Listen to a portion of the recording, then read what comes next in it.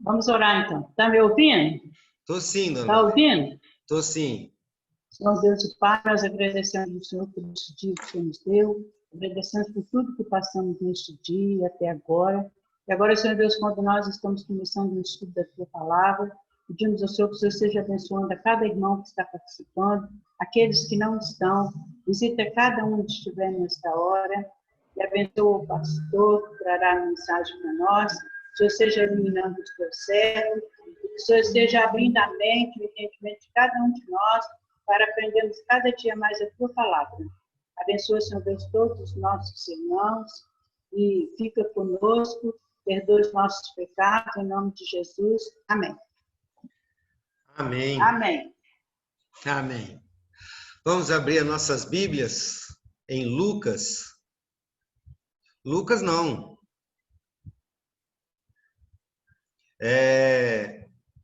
Mateus 20. Mateus, eu que abri aqui o negócio errado aqui, só um momento.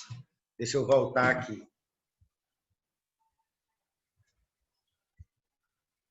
Eu tô doido.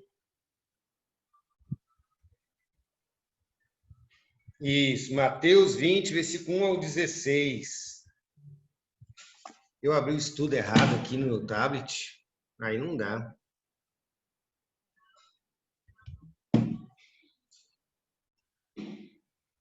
Mateus, capítulo 20, versículos 1 ao 16. Provavelmente esse é o penúltimo estudo desta parábola. E hoje o assunto ele é bem básico. E nós queremos ver esse assunto de uma maneira mais profunda, que é a doutrina da nossa salvação, que é o coração de toda essa parábola. E no próximo estudo, a conclusão dele, ele é bastante prático e ele nos ensina muito a respeito de coisas que estão acontecendo na nossa vida cristã. E alguns pesos que a igreja tem carregado hoje por não entender corretamente a doutrina de salvação. Então, não deixe de participar, já estamos participando hoje, né? E não deixe de participar da próxima quarta-feira, se Deus assim nos permitir. Diz assim a palavra do Senhor. Porque o reino dos céus é semelhante a um homem, dono de terras, que saiu de madrugada para contratar trabalhadores para sua vinha. E, tendo combinado com os trabalhadores o pagamento de um denário, mandou-os para a vinha. Saindo por volta de 9 horas da manhã, viu na praça outros que estavam desocupados. E lhes disse: vão vocês também trabalhar na vinha, e eu lhes pagarei o que for justo. Eles foram, tendo saído de novo, perto do meio-dia, e às 3 horas da tarde, fez a mesma coisa. E saindo por volta de 5 horas da tarde, encontrou outros que estavam desocupados e lhes perguntou: por que vocês ficaram desocupados o dia todo? Eles responderam: porque ninguém nos contratou. Então ele lhes disse: vão vocês também trabalhar na vinha. Ao cair da tarde, o dono da vinha disse ao seu administrador: chame os trabalhadores e paga-lhes o salário, começando pelos últimos, indo até os primeiros. Chegando os que foram contratados às 5 da tarde, cada um deles recebeu um denário. Ao chegarem os primeiros, pensaram que receberiam mais, porém, também estes receberam um denário cada um. Mas, tendo recebido, começaram a murmurar contra o dono das terras, dizendo: estes últimos trabalharam apenas 1 hora, mas você os igualou a nós, que suportamos a fadiga e o calor do dia. Então o dono disse a um deles: amigo, não estou sendo injusto com você. Você não combinou comigo trabalhar por um denário? Pegue o que é seu e saia daqui, pois quero dar a este último tanto quanto dei a você. Será que não me é lícito fazer o que eu quero do que é meu? Ou você ficou com inveja porque eu sou bom? Assim, os últimos serão primeiros e os primeiros serão os últimos. Vamos orar mais uma vez, Pai. Ministra o nosso coração agora, ministre, ó Deus, a nossa vida, porque carecemos, ó Pai do Senhor, ansiamos pela Tua presença, pela Tua vontade. Ansiamos, ó Pai, que o Senhor venha nos tomar e venha nos tocar e operar, ó Deus, de maneira prodigiosa sobre as nossas vidas. Nós rendemos o nosso coração diante do Senhor, nós colocamos a nossa mente e coração diante de Ti, para que o Senhor venha ministrar e falar aquilo que precisamos ouvir e nos transformar onde precisamos ser transformados. Ó Deus, nós pedimos que a palavra do Senhor nos alcance com poder. Em nome de Jesus. Amém. Amém. Conta-se de um pai que comprou uma bicicleta para o seu filho, um filho bastante criança, bem pequeno ainda, e só que ele queria fazer uma surpresa para esta criança com um presente. Ele não queria apenas entregar, mas fazer uma surpresa. Então, ao invés de simplesmente entregar, ele fez uma espécie de jogo com aquela criança. Ele escondeu 9 cartões pela casa, cada um dos cartões contendo uma letra do nome do presente, bicicleta, e uma dica de qual era o presente. E o joguinho foi o seguinte: se a criança conseguisse encontrar os nove cartões e formar o nome do presente, e descobrir que presente era, aquele presente seria seu. Então, quando o pai ensinou para aquela criança a brincadeira, né? A criança empolgada por receber o presente, principalmente para descobrir que presente é aquele, logo começou a procurar os cartões pela casa e subindo escada, descendo escada, indo de cômodo em cômodo, levantando as coisas, arredando as coisas. Não é lógico que o pai foi ajudando, a criança era bastante pequena. O pai foi ajudando o filho a encontrar cada uma daquelas peças, daqueles cartões, e ajudou com as dicas, e ajudou a formar a palavra. E o final da brincadeira foi pai e filho brincando juntos com aquela bicicleta. Uma pergunta para esta história. O filho conquistou aquela bicicleta com seu trabalho, com seu esforço? O que vocês acham? Foi uma conquista? Sim ou não?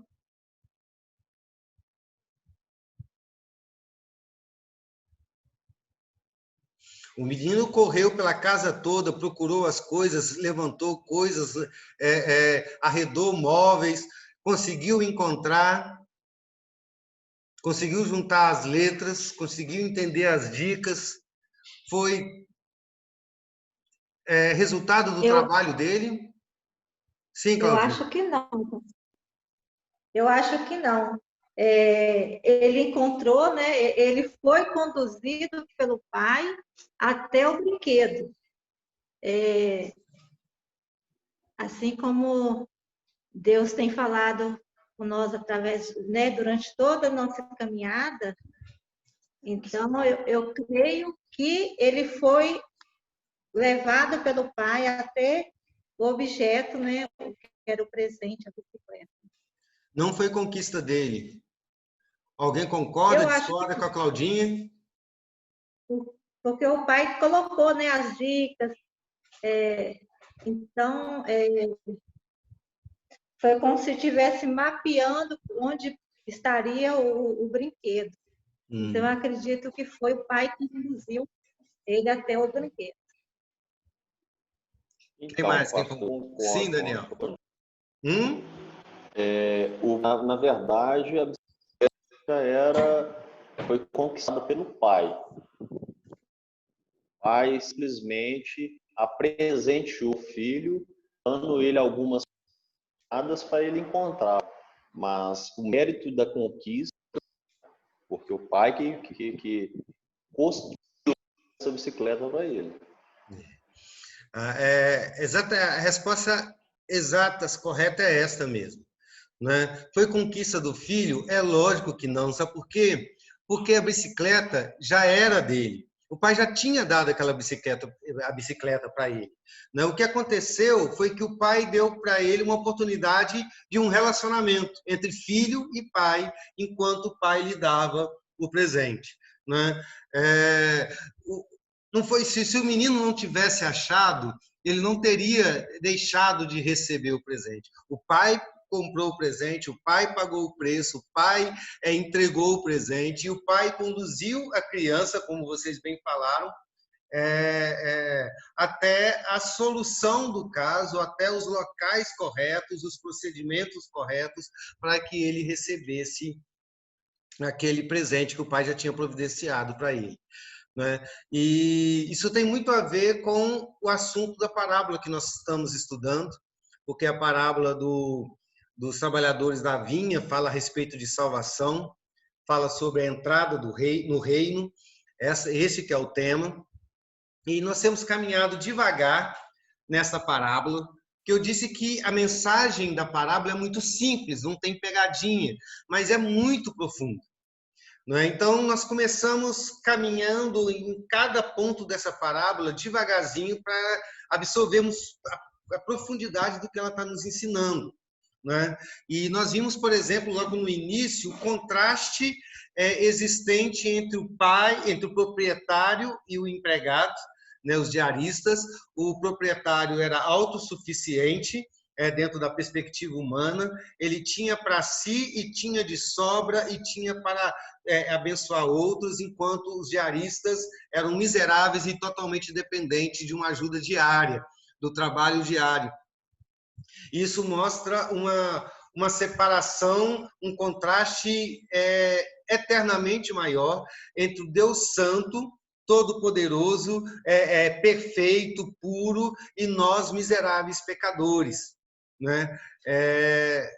O que nos coloca debaixo da ira divina, nós tratamos sobre isso, e nós não somos capazes, não temos condições de resolver esse problema. Né? Como sair debaixo da ira divina, ser religioso? A nossa religião é pecaminosa, é fazer o bem para o próximo. Nós nunca seremos perfeitos ao fazer o bem. Então, nada que a gente possa fazer pode nos livrar desta ira. E no último estudo, nós vimos que os empregados diaristas não tinham autoridade, não tinham condições de ir ao patrão exigindo trabalho e renda. Isso foi um ato do próprio patrão, ele foi e ele buscou os seus trabalhadores, né, quando e como ele quis fazer. Né? E da mesma maneira, nós não temos condições de ir a Deus, nós vimos isso, a Bíblia fala que a nossa natureza foge de Deus, nós não amamos a Deus, nós amamos o pecado, mas Ele nos amou primeiro, e Ele nos chamou para a sua salvação, e Ele trabalhou em nós, o Pai nos enviou a Cristo, Cristo nos salvou e nos ressuscitará nos últimos dias, no último dia. E Ele, então, nós vimos que essa obra é uma obra da soberania de Deus. Deus chama alguns no início da vida, Deus chama alguns no final da vida, mas Ele faz como Ele deseja fazer. Isso é um rápido resumo do que nós vimos até aqui. Então, continuando nesse nosso passeio vagaroso nessa parábola, eu queria fazer uma parada agora nos versículos 8 a 10, que eu vou ler outra vez.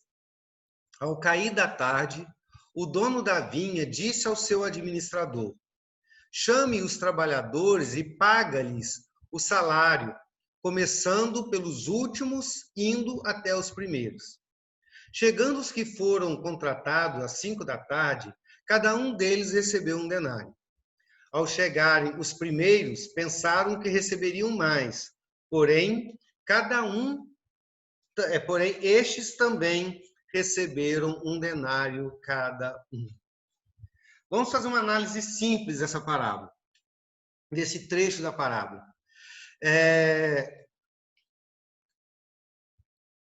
Quanto recebeu aqueles que foram trabalhar às 6 horas da manhã?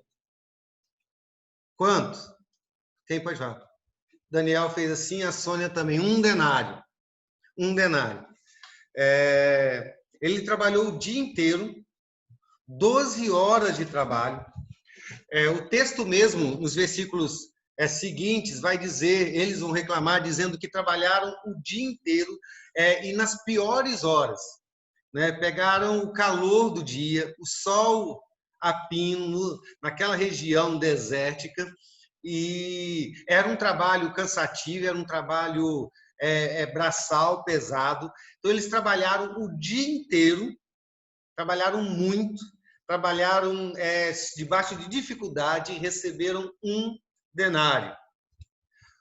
O que foi chamado ao meio-dia recebeu 1 denário. Simples também. Ele trabalhou apenas a metade do dia e recebeu apenas 1 denário. A mesma coisa. E o que foi chamado às 5 horas da tarde recebeu 1 denário. O quanto que esse cara trabalhou? Às vezes a gente pensa assim, não, ele trabalhou 1 hora. Mas, na verdade, ele trabalhou praticamente nada. O dono da terra chega faltando 1 hora para terminar o serviço e chama esses caras e tem o tempo de eles saírem de lá, chegarem na fazenda, pegar os seus equipamentos, se inteirar do trabalho, ser direcionado onde eles vão trabalhar. Então, não sobrou praticamente tempo algum para fazer nada. E tem um detalhe interessante aqui. Quando eles foram indagados, por que vocês não foram trabalhar, por que vocês estão aqui até agora, a resposta que eles deram foi: ninguém nos contratou. O texto não diz isso, mas isso pode indicar, e é provável que indique, que esses trabalhadores eram os piores. Provavelmente pessoas de mais de idade, ou os trabalhadores mais fracos, menos qualificados, não é? Porque os melhores já foram contratados, né? E eles foram a sobra, o resto. Né? Então, pessoas que não aguentavam muito, que não tinham muita capacidade, foram chamados na última hora, trabalharam menos de 1 hora e eles receberam 1 denário.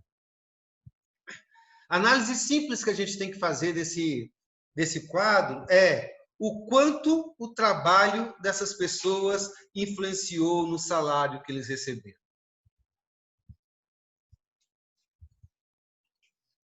O quanto, queridos? O quanto que o trabalho deles influenciou no salário que eles receberam? Não influenciou nada. Não influenciou nada. Exatamente. Independente do que eles trabalharam, eles receberam a mesma coisa, exatamente a mesma coisa. E se os irmãos lembram, quando a gente fez aquela primeira parte técnica sobre a parábola, pegando aqueles detalhes que a gente precisa conhecer para entender a parábola, a gente viu que o denário, na verdade, não era o salário de um diarista. O denário era o salário de um soldado romano. E também os trabalhadores que eram funcionários fixos da fazenda recebiam 1 denário por dia. Mas os diaristas não recebiam. Eles recebiam uma fração disso, porque eles não tinham condições de negociar, né? Porque se ele não trabalhasse, eles não tinham o que comer, não existia muita concorrência, então você poderia oferecer muito menos que 1 denário e estava muito bem pago com um diarista. Não é? Então, o denário já era uma questão de graça. Não é? E um ato da generosidade daquele homem. Então, o quanto eles trabalharam não influenciou nada no quanto eles receberam. Portanto, o salário recebido pelos trabalhadores foi resultado da bondade generosa do dono da vinha, ou seja, foi resultado da sua graça. E existe uma questão interessante aqui, que a graça ou a generosidade do proprietário é enfatizado no fato dos trabalhadores receberem o seu ordenado na ordem inversa da sua chegada.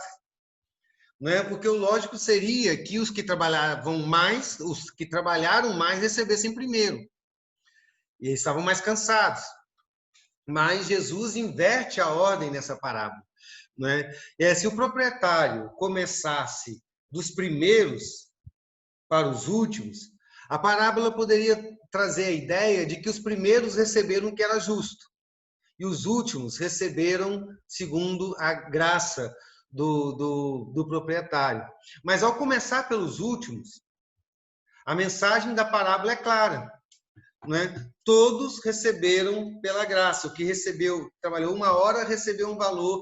Aquele que trabalhou o dia inteiro recebeu também o mesmo valor, um valor a mais do que eles teriam o direito normalmente, apenas para falar que todo aquele rendimento do trabalho foi um ato da graça divina. E esse pedaço da parábola tem 2 lições, ou 2 verdades para nos ensinar. E, como eu disse, tem a ver com o cerne da vida cristã, do cristianismo. Né? O primeiro, e é bastante claro, é que o homem é salvo somente pela graça. Nós já compreendemos que o homem não pode salvar a si mesmo. Nada que ele faça ou deixe de fazer pode solucionar o seu problema, o problema da ira divina. A obediência, o serviço, o bom caráter, o culto, a santificação, nada. O homem é salvo pela graça e a graça somente por ela. Mas eu queria aprofundar um pouco nesse pensamento, nessa verdade que a gente já sabe. É um ato único e exclusivamente da graça divina. Mas eu queria que vocês prestassem atenção numa frase, para que vocês possam me explicar essa frase, para a gente entender melhor o que é a graça. Todos nós sabemos que graça é aquilo que a gente recebe sem preço, não é? A salvação é pela graça, porque nós não fizemos nada para merecer. Então, a sentença é o seguinte: a graça significa que nós recebemos a salvação sem preço, mas não significa que não houve preço algum para a nossa salvação. Eu vou repetir para os irmãos pensarem, e eu queria que os irmãos arriscassem a me dar um sentido. O que vocês entenderam disso? A graça significa que nós recebemos a salvação sem preço, mas não significa que não houve preço para a nossa salvação. O preço é o sangue de Jesus. A morte de Jesus. Então, houve um preço, não é? Houve um preço. Uhum. Houve um preço. Nós não pagamos o preço pela graça, mas alguém pagou o preço pela graça. Uma coisa que a gente tem que entender, e eu gostaria que você anotasse isso para você entender, porque a gente fala, nós fomos salvos pela graça. Tudo bem, mas como é isso? Não é? Então, outra frase importante para você entender é que graça não significa impunidade. Graça não significa impunidade. Ainda há o problema do nosso pecado que precisa ser resolvido. Não é que Deus simplesmente disse, não, eu abandonei a lei, eu não quero saber disto, não tem problema os seus pecados, eu simplesmente quero salvar vocês. Não é, isso não é verdade. Deus não pode salvar um pecador. Não pode. Porque isso seria impunidade. Impunidade é injustiça. Então, a gente tem que entender isso para entender profundamente o que é a nossa salvação. E você precisa entender isso para você entender a sua salvação e para você falar para as pessoas a respeito da salvação. Deus não poderia simplesmente olhar para o baiano e ele comete o grave pecado de ser flamenguista e dizer, não, eu não estou nem aí para o seu pecado, eu simplesmente vou te dar isso de graça, uma salvação de graça. Deus não pode fazer isso, porque isso seria injustiça e Deus não pode ser injusto. porque se Deus fosse injusto, ele seria um pecador. Certo? Deus tem que condenar a injustiça. Então, como essa situação foi solucionada? Né? A minha mãe já disse, foi solucionada através de Jesus Cristo. Eu queria pedir alguém para ler para mim Romanos, capítulo 3, versículo 21 ao 24. Romanos 3, 21 ao 24.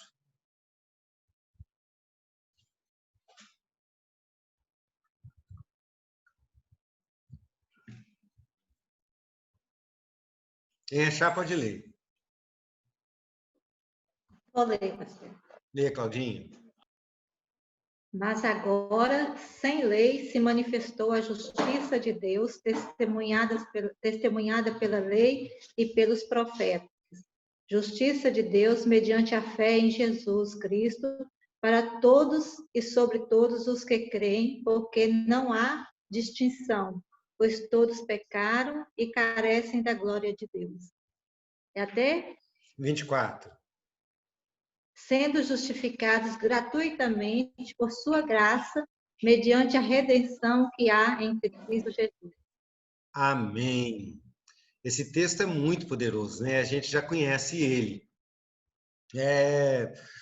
Eu queria usar essa ideia desse texto para a gente pensar um pouquinho a respeito da graça, mas olhando ela por dentro e olhando ela profundamente. Porque muitas vezes a gente conhece esses temas superficialmente. Nós dizemos, nós fomos salvos pela graça e Jesus Cristo morreu pela nossa salvação. São duas verdades. Mas existem muitas coisas por dentro dessa verdade. Lógico que não vai dar para ver tudo isso na nosso estudo nossa classe de iniciação doutrinária na Escola Bíblica Dominical. A gente passa um mês só falando, 2 meses só falando sobre salvação, sobre a obra de salvação, para a gente entender exatamente o que aconteceu para que Deus pudesse nos dar de graça a salvação. Porque uma pergunta que a gente tem que responder é: Jesus Cristo morreu pelos nossos pecados, mas por que ele morreu? Deus não poderia nos salvar sem a morte de Jesus Cristo? Ele não poderia ter outra forma de salvar? Algumas pessoas dizem que pensam que Jesus Cristo morreu foi como apenas por um exemplo de humildade ou de amor, mas não foi. Não existia outra maneira de salvação que não a morte de Jesus Cristo. É por isso que no Getsêmani, quando ele ora dizendo: se possível, passa de mim esse cálice, não foi possível passar o cálice. Então, o que de fato foi a obra de Jesus Cristo para a nossa salvação? Por que Jesus Cristo teve que morrer? E como que isso possibilitou a graça para nos salvar? Vou tentar falar isso em poucos minutos, um estudo de meses na nossa escola dominical. Geralmente, quando a gente pensa sobre o que Jesus fez para a nossa salvação, a gente pensa, ele morreu na cruz. E isso está certo. Foi a obra central da salvação. Mas não é toda a resposta. Jesus Cristo não apenas morreu na cruz. Existe algo que a gente chama na teologia bíblica de complexo de eventos da salvação. Toda a obra que Jesus Cristo realizou pela nossa salvação. E elas são 5. E eu quero falar basicamente de 3 aqui, que não vai dar tempo para a gente falar todas. Mas a primeira obra que Jesus Cristo realizou para a nossa salvação, ou pela nossa salvação, foi a sua encarnação. O que também a gente chama na teologia de humilhação. Alguém pode arriscar o que foi a encarnação de Jesus? Essa vai ser a pergunta mais fácil. Ixi. A encarnação seria ele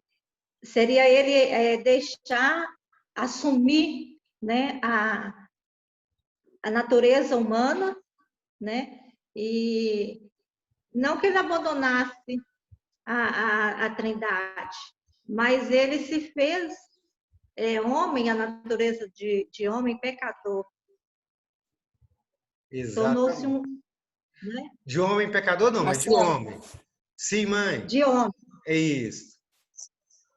foi a descida dele da glória e ser gerado no ventre de um ser humano. Isso. Uma pergunta mais complicadinha, mas também não é complicada também, não. O que isso significou para a nossa salvação? Porque Jesus fez isso para nos salvar. Qual o valor prático, funcional da encarnação de Cristo, da sua humilhação para a nossa salvação?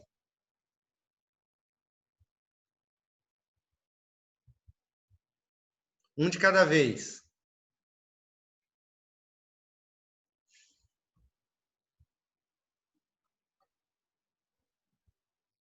Pastor, repete. Vou lá, vou repetir a pergunta e vou passar para a Sueli. A pergunta é: o que a encarnação significou para a nossa salvação? Ou é o que ela proporcionou para a nossa salvação? Todas as 5 ações de Deus, obras de Jesus Cristo, melhor dizendo, têm um significado prático para a nossa salvação. Esses 5 eventos juntos é que nos salva. Certo? Um não teria acontecido ou não nos salvaria sem o outro. Né? Então, nós vimos o que foi a humilhação de Cristo. Agora, qual foi o significado prático, o valor prático, funcional da encarnação de Cristo para a nossa salvação? Em que isso nos beneficiou, Sueli? Eu ia falar, antes você reformular a pergunta, eu ia falar sobre o derramamento de sangue, né? Não, o derramamento de sangue é a morte. Nós estamos falando da humilhação. Do nascimento dele. Não, eu estou pensando lá na frente, pastor. Então, você está muito para frente, Sueli. Ele se fez homem e habitou entre nós. Isto. Se fez homem e habitou entre nós. Mas o que isso tem a ver com a nossa salvação?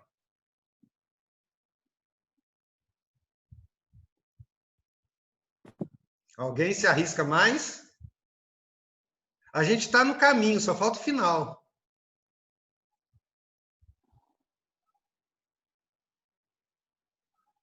Pastor, Sim, Jesus, ele veio, ele nasceu uma mulher e etc, para servir de exemplo para a gente de tudo, de humildade, de sabedoria, de sofrimento, e mostrar que eu creio que, eu não estou certo na minha fala, mas Jesus, como ele por 100% homem, para ser exemplo de como o ser humano, não, de como ele poderia nos mostrar como ser, como a gente tentar se espelhar. Eu entendo assim, que ele veio para nos mostrar seu caráter, a sua humildade, a sua devoção a Deus, e para nos tentar se espelhar nele para seguir os traços dele, passos dele. Então, pastor? Sim, Beth. Pastor? Pode falar. Será que seria porque ele levou sobre si as nossas dores? Já estamos caminhando mais. O Daniel, você falou, não sei se eu estou certo. Você está certo. Mas é mais do que isso ainda. É mais do que ser o exemplo. Carregar sobre si as nossas dores está mais ligado à cruz, mas já está nesse negócio, já está na linha de pensamento. Né? Vamos lá, Filipenses capítulo 2. Pastor, versículo... Sim, Soninha.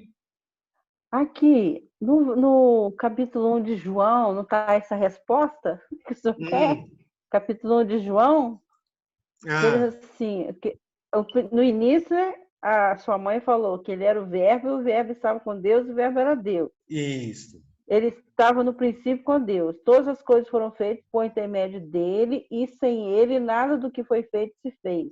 A vida estava nele e a vida era a luz dos homens. Isso Então, aí. essa não é a resposta?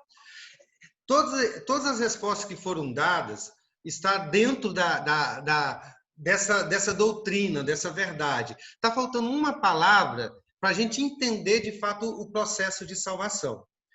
Na hora que eu falar a palavra, vocês vão falar assim, eu já sabia disso, né? E já sabia mesmo. Mas olha só, Filipenses, capítulo 2, versículos 5 a 8, diz assim: tenham entre vocês o mesmo pensar de Jesus Cristo, que mesmo existindo na forma de Deus, não considerou ser igual a Deus como algo que deveria ser retido a qualquer custo.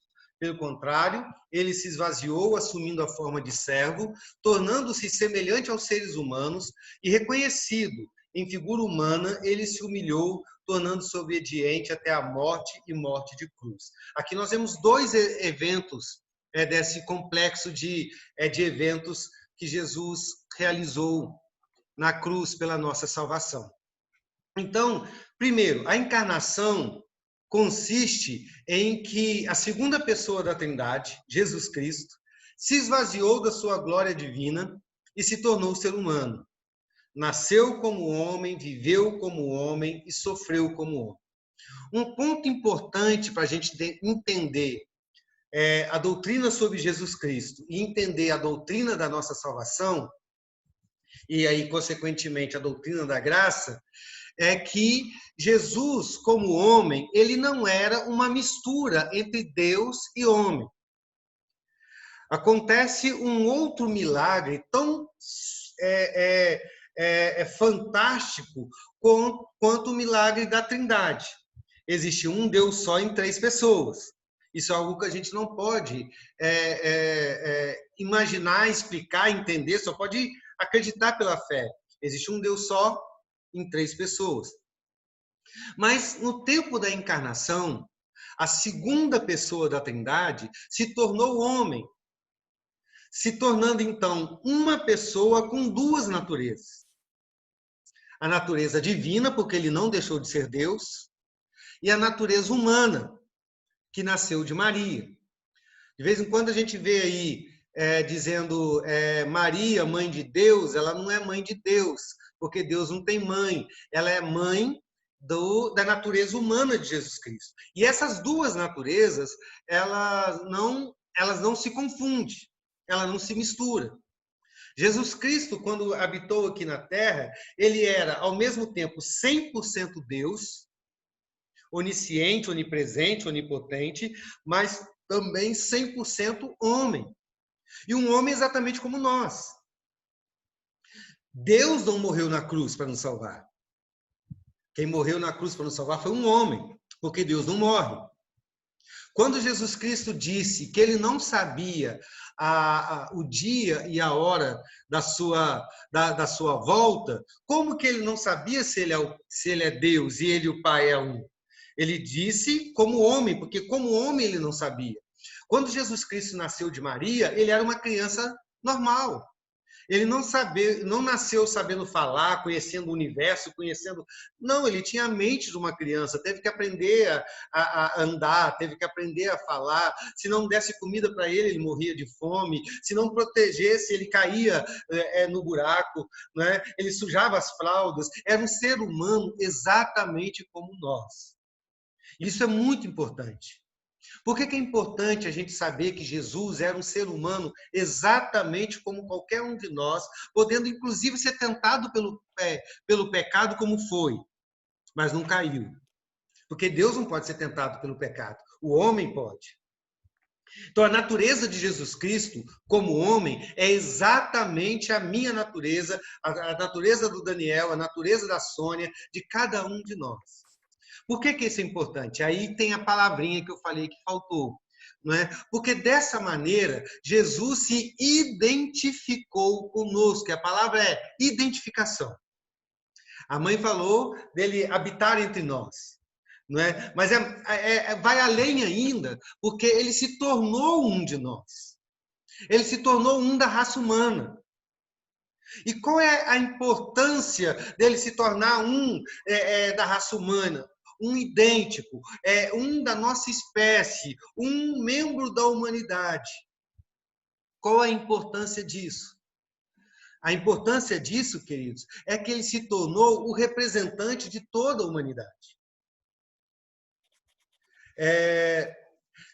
A gente não vai ter tempo para ler os textos aqui, anota para você ler em casa, lá em 1 Coríntios, capítulo 15, versículos 45 até o 49.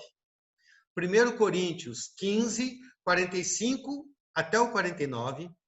E Romanos 5, versículos 12 a 21. Romanos 5, 12 a 21. Eu vou repetir. 1 Coríntios, capítulo 15, versículo 45 e 49. Romanos 5, 12 a 21. O que esses dois textos têm de semelhante? Os dois textos falam a respeito do primeiro Adão e do segundo Adão. O primeiro Adão a gente conhece quem foi. A palavra Adão, Adam, no hebraico, significa homem. Então, Deus chamou o homem de homem, né? A humanidade. Adão, o primeiro Adão, foi o primeiro ser criado sem pecado e criado pela mão do Senhor, pela ação direta do Senhor, né? E por este primeiro Adão, o pecado entrou no mundo. Você lembra que Deus havia dado uma ordem e estabelecido uma punição. Ele disse: Adão, você não vai me desobedecer. No dia que você comer do fruto que não é seu, você vai morrer. E Adão e Eva pecaram.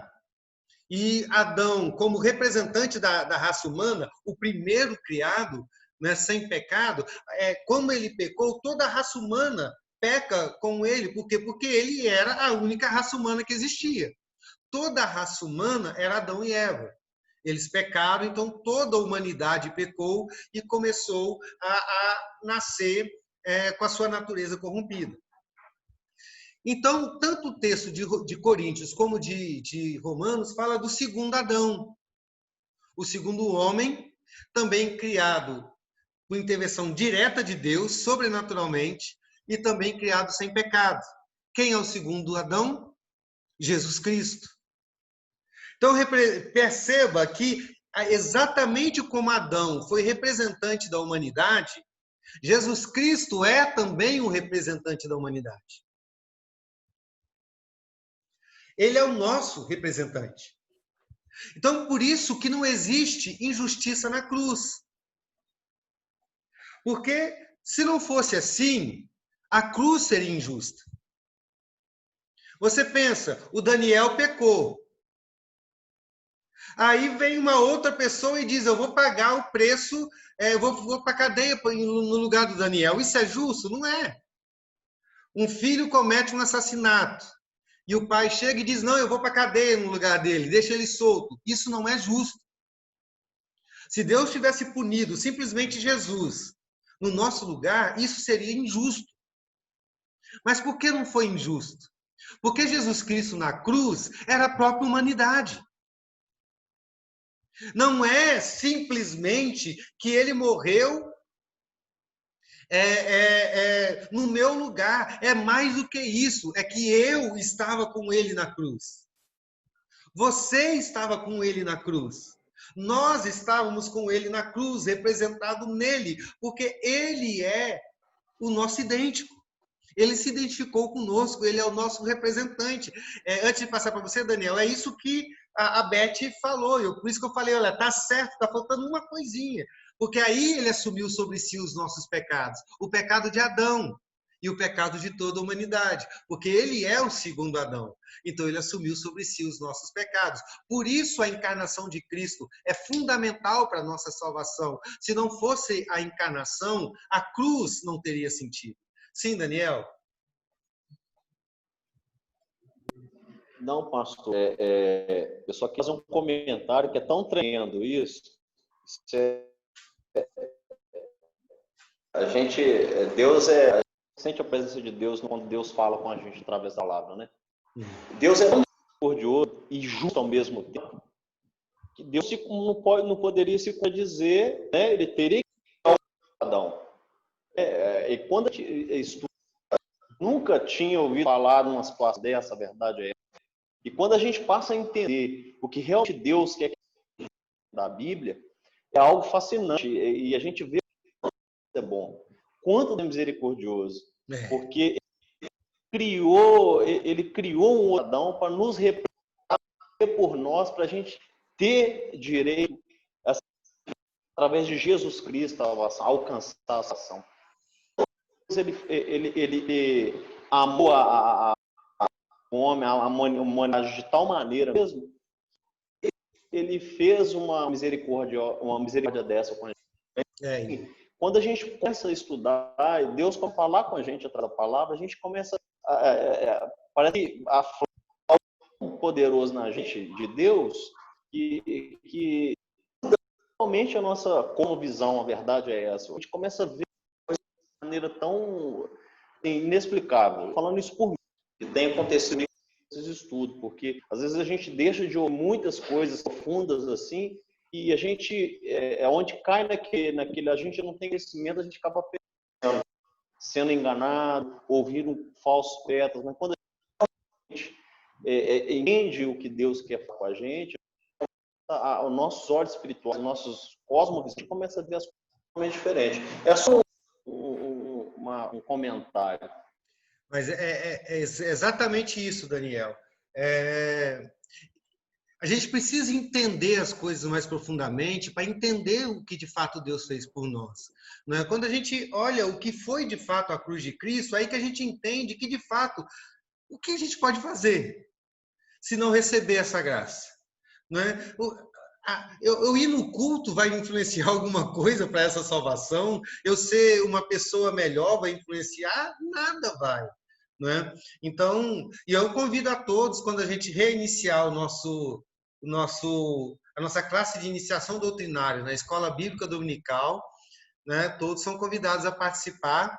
É mais de um ano de estudo, só sobre a doutrina da salvação são 2 meses, então isso vai mais profundo ainda, mas é muito interessante, vocês são convidados. Não é?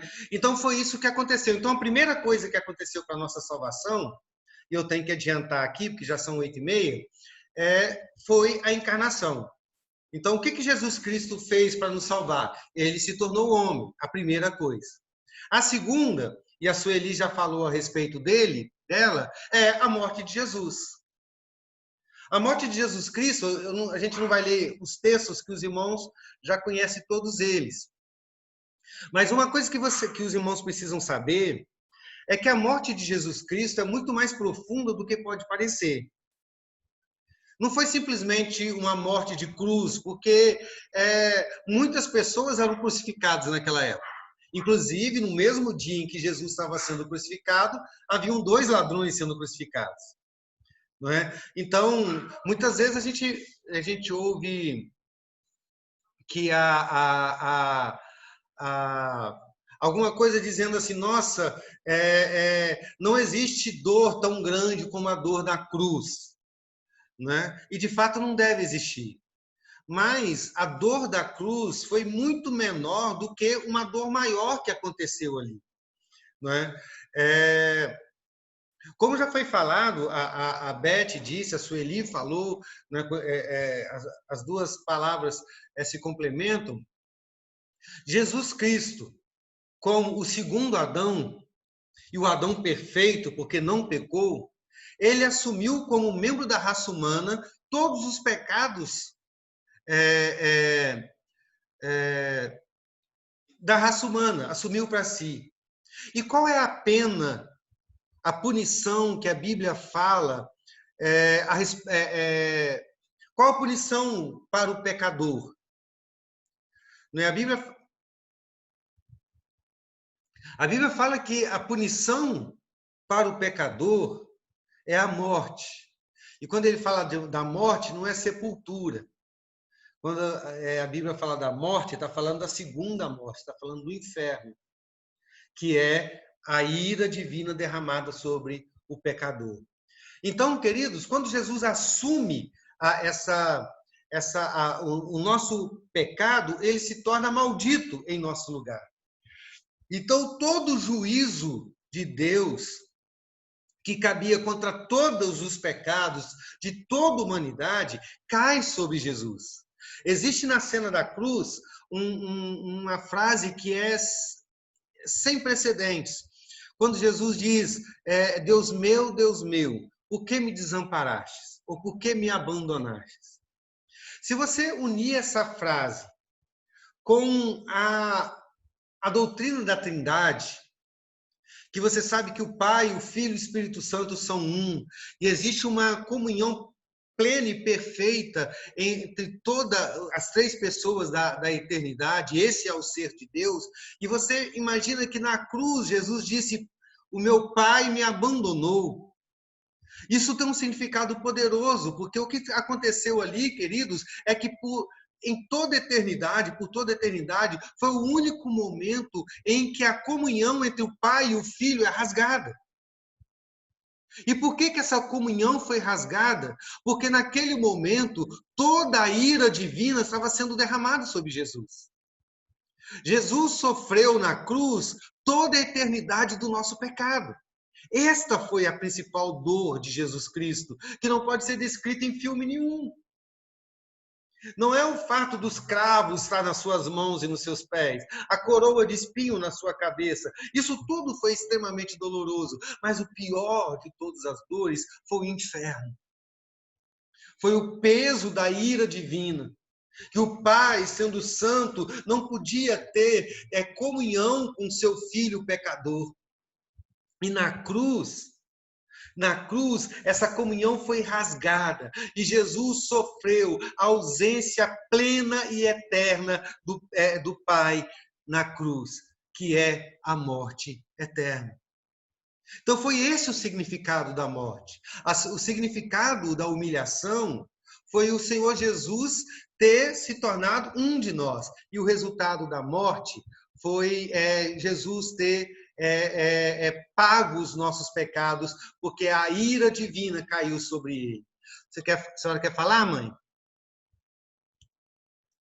É por isso, então, que a Bíblia diz que ele desceu ao inferno, foi nesse momento, né? E não é uma descida literal, também, né? É uma descida espiritual. Né? Nesse momento também, ele se fez trevas ali, por causa dos nossos pecados. E Deus é luz. E trevas e luz não se misturam. Exatamente isso, mãe. E por isso ele diz isso, Eli, Eli, lama sabachthani. E é interessante que essa terminação em I, no hebraico e no aramaico também, é uma terminação de pranto, de choro. É como se fosse um grito de desespero. Eli, Eli, lama sabachthani, dizendo, Deus meu, por que me desamparaste? É um grito de desespero, de pânico, de pavor, de dor que Jesus sofre na cruz, porque naquele momento o pai já não era mais seu pai, mas era o seu carrasco, era o seu executor, é aquele que estava punindo severamente Jesus Cristo, ou melhor, punindo severamente toda a humanidade em Jesus Cristo. Isso é o significado da cruz. Né? Aí os outros três eventos, o terceiro deixa eu passar aqui para frente, que o tempo já está bastante adiantado, foi que Jesus ressuscitou dos mortos. E eu volto a dizer, a ressurreição de Jesus dos mortos não é meramente uma ressurreição. Por quê? Porque houveram tantos outros que ressuscitaram. Lázaro ressuscitou dos mortos, por exemplo. Aquele soldado que foi jogado nos ossos de Eliseu ressuscitou. Vários ressuscitaram antes de Jesus e outros ressuscitaram depois de Jesus. Na verdade, até mesmo na crucificação, a Bíblia fala que muitos mortos ressuscitaram. Por que a ressurreição de Jesus Cristo foi especial e foi diferente? Por que a ressurreição de Jesus Cristo tem a ver com a nossa salvação? Quando ele ressuscitou, ele deu-nos o direito de sermos chamados filhos de Deus. Ele nos fez filhos de Deus, irmão dele, na ressurreição dele. Isso também. Certo? Tá certo também. Mas tem uma coisa essencial na ressurreição, que tem a ver com a própria ressurreição. Na verdade, nós fomos tornados filhos de Deus pela humilhação, pela morte, pela ressurreição e pelos outros também. Seria a vida eterna, pastor? Vida eterna. Né? O que aconteceu com Jesus? E eu quero falar bem rápido sobre isso. Quando Jesus ressuscita, ele ressuscita no mesmo corpo que ele foi crucificado. O mesmo corpo que nasceu de Maria, como homem, o mesmo corpo que viveu sem pecado, o mesmo corpo que foi crucificado, o mesmo corpo que foi sepultado. O mesmo corpo de Jesus ressuscitou, certo? Porém, esse corpo, quando ressuscita, ele ressuscita diferente. Por que ele ressuscita diferente? Porque ele faz coisas que o corpo humano não é capaz de fazer e que Jesus Cristo não fez antes. Por exemplo, de um momento para o outro, Jesus aparece no cenáculo. E por outro momento ele desaparece. Ele caminha na estrada de Emaús sem ser reconhecido e depois desaparece. Se você lê a narrativa de João, do Evangelho de João, no capítulo 20, sobre a ressurreição de Jesus, você vai ver lá uma frase muito interessante, que não vai dar tempo para a gente ler aqui. Fala que Pedro e João correram quando ficaram sabendo da ressurreição de Jesus, né? Ou que Jesus não estava no túmulo. O texto diz que João, ele era mais novo e chega primeiro, mas não tem coragem de entrar. Pedro, que era mais velho, chega depois de João e ele entra, porque Pedro tem essa impulsividade. E o texto diz que Pedro chegou e olhou a mortalha de Jesus e viu o lenço que estava à parte, e quando ele viu aquilo, ele acreditou que Jesus tinha ressuscitado, que até aquele momento não tinha acreditado. E depois, quando João então entra, e ele vê a mesma coisa, e quando vê, ele também acredita. E por que ele acreditou? Porque o sepultamento naquela época era feito não como nós, né? As pessoas eram quase que mumificadas para a ressurreição, para o sepultamento, né? Os corpos eram totalmente enrolados com uma mortalha, embebido com um material que deixava aquela mortalha totalmente dura, né? E o corpo ficava ali. A grande questão é que quando os discípulos olharam ali, a mortalha estava intacta. O texto no grego traz essa ideia. Quando eles viram, a mortalha estava intacta. O corpo saiu da mortalha sem desfazer a mortalha. Aí você pensa, não, então era o espírito. Não, era o corpo, porque ele mesmo mostrou para os seus discípulos a marca da cruz, dos cravos. Então, Jesus ressuscitou num corpo glorificado. Depois, Filipenses vai falar sobre... Paulo vai falar isso para os Filipenses, vai falar isso para os Coríntios, em 1 Coríntios 15, de que no mesmo corpo que Jesus ressuscitou, vai ser o corpo que nós vamos ressuscitar. E o corpo que Jesus ressuscitou, ele nunca mais morreu. Lázaro ressuscitou dos mortos e voltou a morrer. Todos os demais que ressuscitaram dos mortos voltaram a morrer. Jesus Cristo ressuscitou dos mortos para nunca mais morrer. Quando Jesus Cristo ressuscitou dos mortos, aquele corpo humano venceu a morte definitivamente. E esse é o significado da ressurreição de Jesus Cristo, a vitória plena sobre a morte. 1 Coríntios 15 fala muito a respeito disso. Onde está a morte, a sua vitória? Onde está a morte, o seu aguilhão? A força da morte é o pecado, mas ela foi derrotada por Cristo Jesus. Então, a ressurreição, a encarnação, Jesus se identificou conosco. Na cruz, ele pagou o preço dos nossos pecados. E na ressurreição, Jesus venceu a morte definitivamente. Porque Cristo ressuscitou, nós ressuscitaremos. Paulo diz em 1 Coríntios 15, ele é a primícia dos que dormem. Exatamente como ele ressuscitou, nós ressuscitaremos no último dia. E aí depois tem os outros dois eventos que eu não vou falar aqui hoje, que é a ascensão de Cristo, o mesmo corpo que nasceu de Maria, que morreu na cruz, que ressuscitou, subiu aos céus. E depois a volta do Senhor Jesus Cristo, nesse mesmo corpo que ressuscitou, ele volta para buscar a sua igreja. E aí os 5 eventos da ressurreição, da salvação se complementam. Não é? Por que eu quis falar sobre isso? Para você entender que essa é uma obra que só Jesus Cristo poderia fazer. Quando a gente fala que o homem não pode fazer nada para a salvação, pode parecer meio assim, mas quando você entende a doutrina da salvação, aí você pensa, o que o Valnei podia fazer para ser salvo? Flamenguista do jeito que é, baiano do jeito que é, não pode. Eu não posso. Dona Marlene não pode, nenhum de nós pode. Só Jesus Cristo poderia ter realizado essa obra. E por isso que ele tornou possível a graça.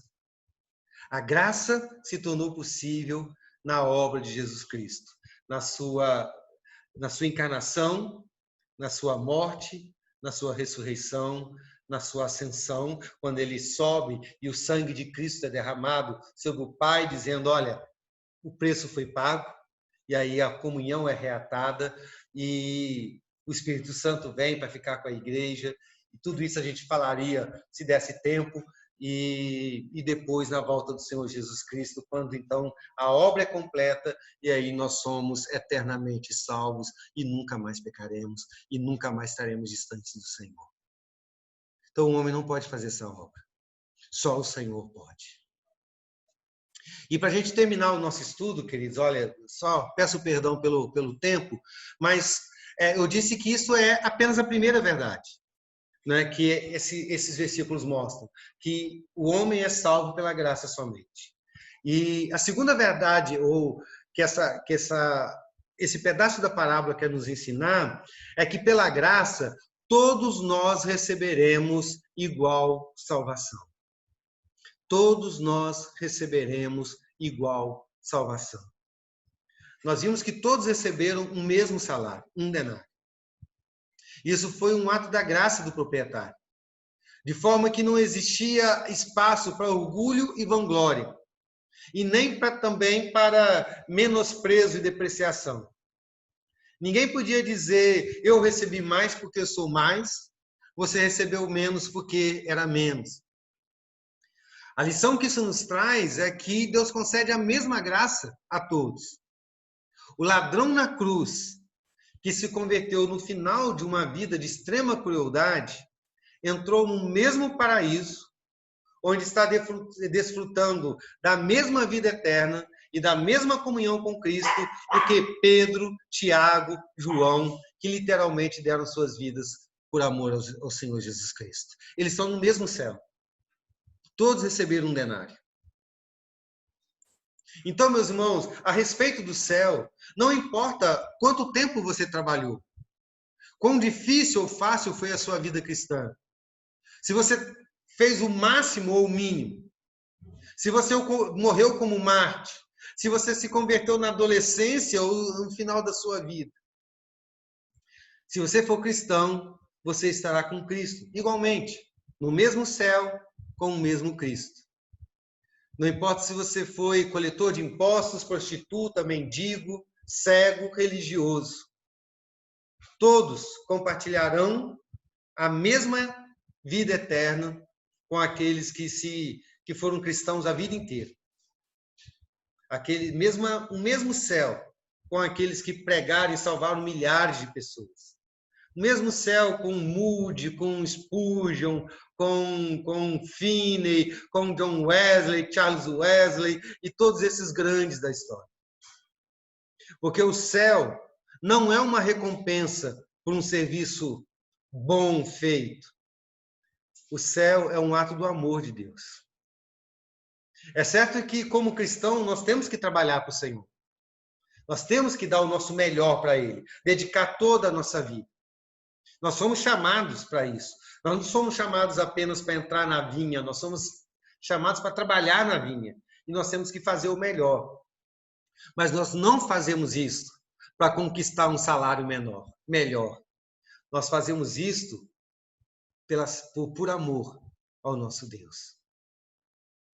Então, queridos, graças a Deus, Ele não dá a nós aquilo que nós merecemos.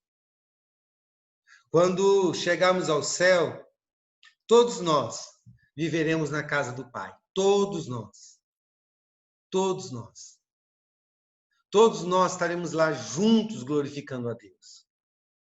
Ninguém de nós receberá parte do céu. E ninguém receberá mais céu do que os outros. Todos nós receberemos a plenitude do céu que existe. Por quê? Porque o céu foi conquistado por Cristo e não por nós. Foi na obra dele e não na nossa. Amém? Alguma dúvida? Alguém quer complementar? Concordar, discordar? E pastor, houve um ciúme aí, uma inveja aí, hein? Aqueles que começaram a trabalhar antes, teve uma invejazinha aí. Esse é o assunto do próximo estudo, para a gente encerrar. Porque isso aí acontece na igreja, não é? Acontece muito na igreja. Não é? Essa invejazinha é a mesma, por exemplo, do filho mais velho da parábola do filho pródigo, que fica com inveja porque o filho mais novo ganhou um cordeiro em uma festa. Né? E simboliza um peso que muitos crentes jogam sobre outras pessoas, e nós, apesar de sermos salvos pela graça, muitas vezes temos carregado peso na vida cristã, peso jogado pela própria igreja. Mas isso nós vamos falar semana que vem, mas não deixe de participar. Pastor, Sim, essa parte entra que quando fala muitos são chamados e poucos escolhidos. Não. Esse texto, quando a gente estuda o contexto, você vai ver que é um outro contexto, não tem a ver com essa reclamação. Essa reclamação tem a ver com a inveja do próprio povo de Deus mesmo. Nós que somos salvos, mas ainda somos safados, somos ruins.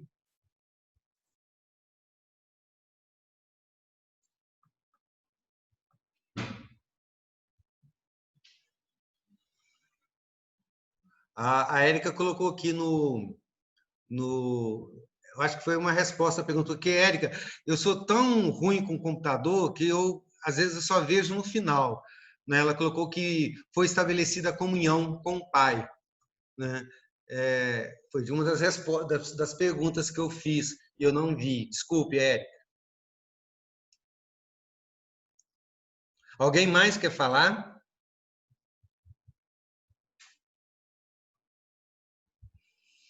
Então, nós vamos encerrar com uma oração. Queria informar para os irmãos que na sexta-feira nós temos reunião do Conselho da Igreja. Então, se alguém tem algum assunto a tratar com o Conselho, pode nos procurar, ou mandar uma carta, mandar um WhatsApp, fique à vontade. Nessa sexta-feira, às 18 horas, o Conselho vai estar reunido. Vamos orar. E eu vou pedir para... Não lembro quem tem muito tempo que não ora. Vera, eu já pedi para a senhora para orar esses dias? Abre o microfone que não estou te ouvindo. Sim. Pedi, mas vou pedir de novo. Nossa irmã Vera vai orar. Então, vamos orar. Pai, me apresento diante de Ti nesta noite para agradecer pelas oportunidades que o Senhor nos deu. Acordar mais um dia na Sua presença. Quero Te pedir, Senhor, que me cubra de força, saúde, paz. Te consagro minha vida, assim como dos meus filhos, familiares e amigos, meus irmãos da igreja. Que o Senhor nos proteja, nos guarde e nos livre de todo mal. Nos dias de hoje eu Te agradeço em nome de Jesus. Amém. Amém. Amém. Que Deus nos abençoe, meus irmãos. Está assim encerrado o nosso culto. Boa noite, irmãos. Boa noite. Boa noite, irmãos. Boa noite, Sandra. Boa noite. Tem que desligar.